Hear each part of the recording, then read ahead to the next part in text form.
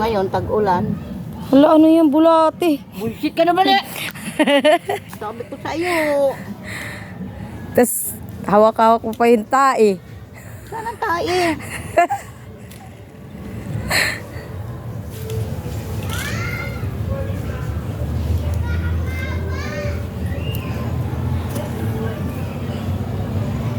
Ang aking tiyahin, nag-hardinera, pero takot sa bulate. Bullshit na ito. Diba? May butali. Isa pa rin tong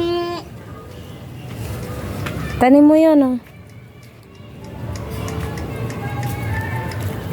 Ano, nagugupit ako. Yung kanyang mga pananim.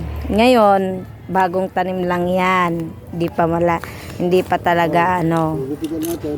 wala na.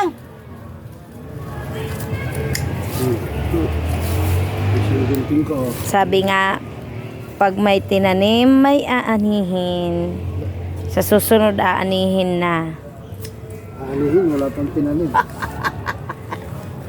Pag lumaki na nga sila, yan, oh, tinatanim na.